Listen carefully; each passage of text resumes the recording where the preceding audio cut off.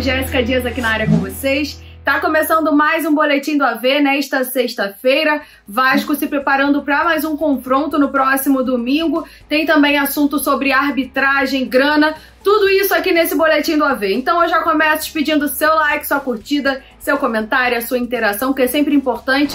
Que você envie o link para os seus grupos e ajude a gente na divulgação. Também ativa o sininho para receber notificação de quando chegar vídeo novo aqui no canal. Se inscreve aqui no Atenção Vascaíno se você não é inscrito e nos siga nas demais redes sociais, @avascaínos. E depois da desclassificação na Copa do Brasil, o Vasco agora se prepara para pegar a equipe do Resende no próximo domingo, o jogo que vai definir aí quem o Vasco vai enfrentar nas semifinais da competição. Se mantiver em quarto colocado, o Vasco vai pegar a equipe do Fluminense e, se conseguir a terceira colocação, enfrenta a equipe do Flamengo. A atividade de hoje que foi marcada aí também pela entrevista coletiva do volante Yuri Lara, o que é uma dica de que o jogador pode começar jogando já no próximo domingo. Além dele, a expectativa também de retorno do meia Vitinho à relação e quem sabe ele possa estrear ainda com a camisa do Vasco. Isso não aconteceu, o jogador se machucou no jogo treino que aconteceu ainda antes da estreia no Campeonato Carioca e ficou esse período no departamento médico do clube. E a questão agora é essa, com relação a que time o Zé Ricardo vai mandar a campo. Existe a possibilidade dele poupar algumas peças, como por exemplo o meia Nenê. Isso seria uma boa ideia ou não? O Zé deve manter a base da equipe, principalmente se pensando na disputa da Série B do Campeonato Brasileiro. Quem comenta pra gente é o nosso companheiro Jean Faísca. Salve Jéssica Dias e galera ligada nesse Boletim AV. Domingo, contra o Resende, o Vasco acaba se despedindo aí da Taça Guanabara, brigando aí com o Botafogo pela terceira posição. O Vasco, que hoje está empatado com o Botafogo, precisa somar mais pontos que o Botafogo nessa última rodada, ou então conseguir aí reverter o saldo de gols, que hoje o Botafogo tem 3 gols a mais que a equipe do Vasco. E para essa partida, o técnico Zé Ricardo, muita gente pergunta da possibilidade de rodar esse elenco e fazer aí alguns testes. Olha, eu vejo com bons olhos e não só como para descansar titular. Até porque eu vejo que o único titular com possibilidade de descansar realmente é o Nenê.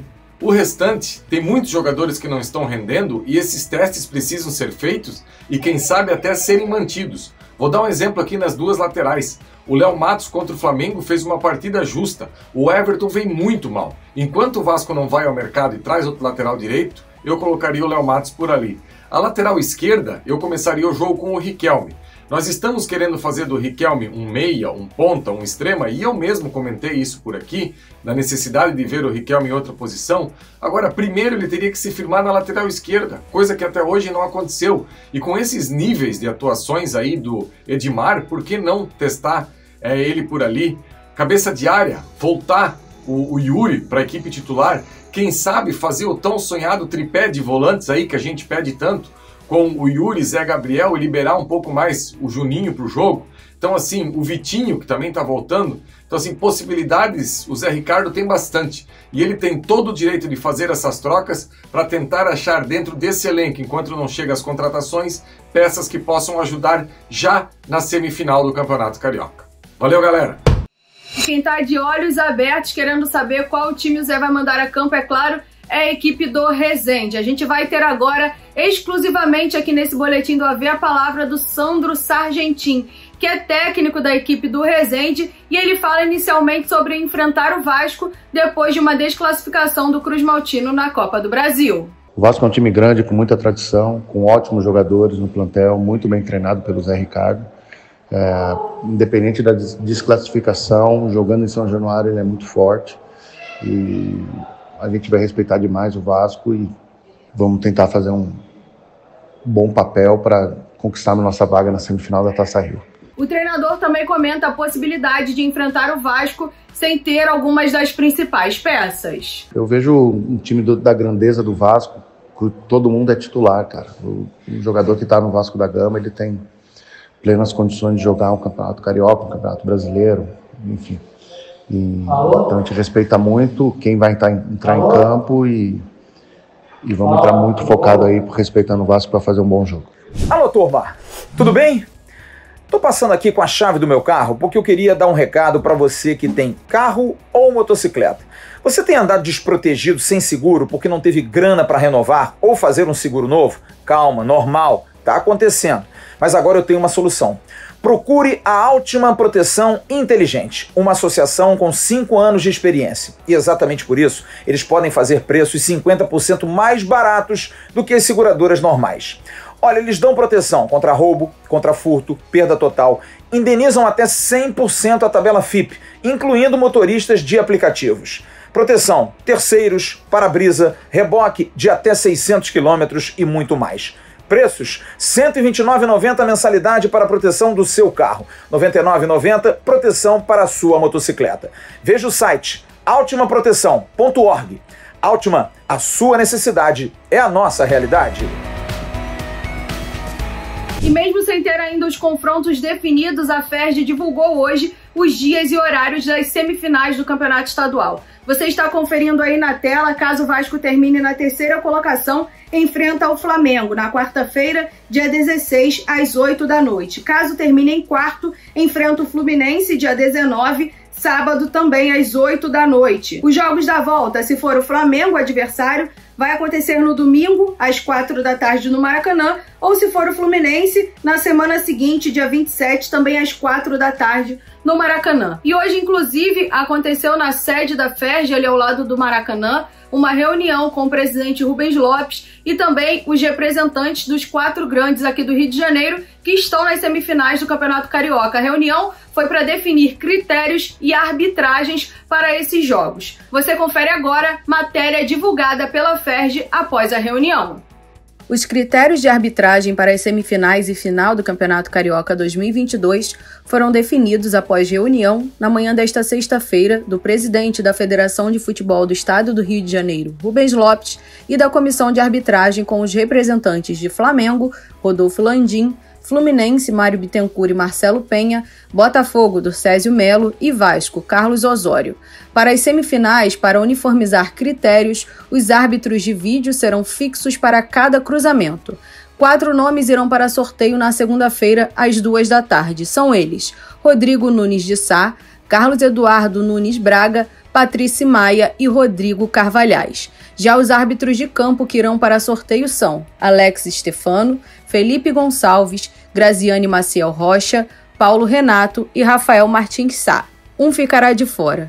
Para as finais, os árbitros serão Wagner do Nascimento Magalhães, jogo 1, e Bruno Arleu, jogo 2. Foi tudo ótimo, muito bom ter os 4 grandes juntos, afirmou Dorcésio Melo. Excelente e cordial. Discutimos critérios da seleção de árbitros e isso foi muito bacana, porque ocorreu em clima de harmonia e consenso, disse Rodolfo Landim. É muito importante ter os 4 grandes sentados à mesa, sem imposição. Discutimos critérios e vamos para os jogos, ressaltou Mário Bittencourt. Foi importante o diálogo direto da FERJ com os 4 grandes clubes para definir as datas e critérios para a escala de arbitragem das semifinais e finais do Campeonato Carioca. Houve uma convergência para o consenso que é importante, disse Carlos Osório.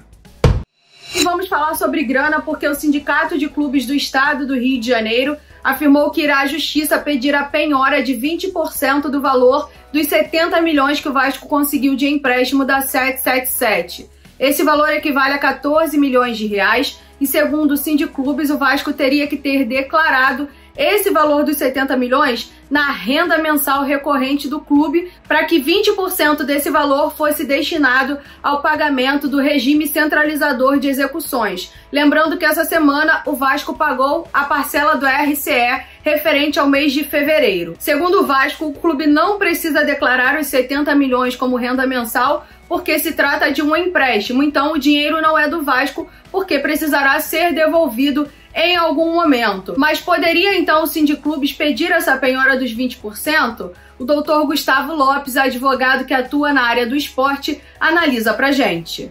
Dinheiro emprestado não é dinheiro do tomador do empréstimo, é dinheiro de terceiro, é empréstimo de bem que tem que ser devolvido. Portanto, o empréstimo, contabilmente, ele não configura receita, ele é passivo, ele entra no caixa como algo que tem que ser devolvido e ele é, portanto, impenhorável. Quando a gente fala em dinheiro, pela abstração do dinheiro e pelo fato das mesmas notas que vêm não ser exatamente as mesmas notas que são devolvidas, pensa na situação de um bem infungível, né? De um bem que não se altera. Então, se eu empresto um carro para o Vasco usar e o Vasco tem que me devolver, este carro não é passível de penhora, porque esse carro não é do Vasco, esse carro é meu, ele tem que me devolver. E a mesma coisa vale com o dinheiro emprestado. Só que o dinheiro é fungível, você não devolve exatamente as mesmas notas, mas você tem que devolver o mesmo valor, a mesma quantidade. Sendo assim, penso que, o dinheiro vindo de empréstimo não deverá ser contabilizado como receita, e sim, ele vai entrar lá na categoria de passivo, porque ele vem com a obrigação de ser devolvido. 2, por ser um empréstimo, esse dinheiro não pertencer ao clube, esse dinheiro ele não pode ser passível de nenhum tipo de constrição judicial ou extrajudicial, especialmente a penhora, que é o caso em tela. E como a gente vem atualizando durante toda a semana, o Vasco segue fazendo os pagamentos que considera urgentes, imediatos, com esses 70 milhões de empréstimo da 777, e o Vasco nesse momento estaria ali pagando as pessoas jurídicas, pagou uma parte, ainda falta uma segunda. Gente, qualquer outra informação vocês vão conferir no AVNews hoje à noite com Flávio Dias, vamos ter participações exclusivas, melhores momentos da entrevista do Yuri Lara, então você não pode perder. Eu vou ficando por aqui, um beijo pra vocês, bom final de semana e até a próxima!